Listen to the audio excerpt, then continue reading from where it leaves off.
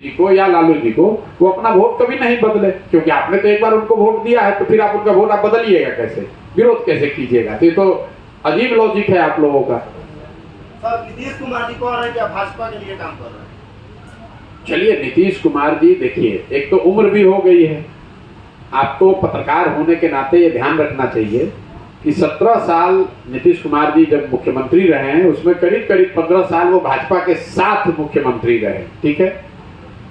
और उम्र के इस पड़ाव में जब आप सामाजिक राजनीतिक तौर पर अकेले पड़ जाएंगे, कोई आपके साथ है नहीं, आपका अपना राजनीतिक भविष्य दिख नहीं रहा है, पार्टी आपकी खत्म हो गई, और जिनके साथ आपने गठबंधन बनाया है उन लोगों पर आपका खुद का भरोसा नहीं है। मैं नीतीश कुमार को जितना जानता हूं, वो कभी भी आरजेडी के साथ, लालू जी और तेजस्वी के साथ उनका कोई सरोकार सामंजस्य बैठ ही नहीं सकता है। ये तो सिर्फ अपने पद को, अपने कुर्सी को बचाए रखने के लिए उन्होंने एक एडजस्टमेंट किया है।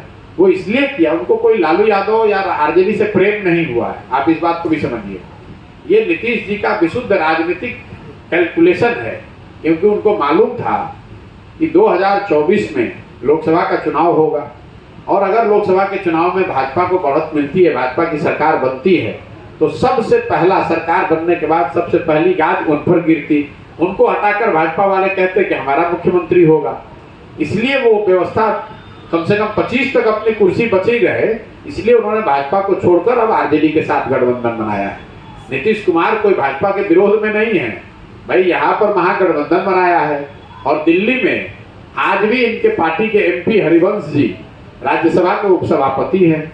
तो बिहार में महागठबंधन है और दिल्ली में एनडीए है। यही नीतीश कुमार की राजनीति है। लेकिन उम्र है, उम्र के इस पड़ाव पर थोड़ा आदमी डिल्यूजनल हो जाता है, घबराहट है, आगे का रास्ता नहीं दिख रहा है, तो किसी के लिए कोई टिप्पणी कर देना ये कोई बड़ी बात नहीं है। नीतीश कुमार के आजकल के बयानों को अगर आप ध्यान से देखेंगे तो कहना कुछ चाहते हैं, कह कुछ और जाते हैं।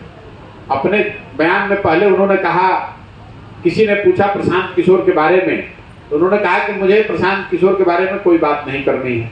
फिर 1 मिनट के बाद कहा कि इस आदमी को ABCD का ज्ञान नहीं है।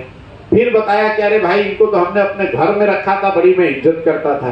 फिर ये बताया कि मैंने उनको कांग्रेस में विलय की सुझाव दिया था, और फिर ये कहा कि मैं भाजपा का एजेंट हूँ। अब पत्रकार होने के नाते इन 5 लाइन को आप लिख लीजिए और देखिए कि कितना कॉन्ट्राडिक्टरी है। पहली बात कि हम पर बोलना नहीं चाहते हैं, फिर भी 5 मिनट हम पर बयान दे रहे हैं। दूसरी बात कि हमको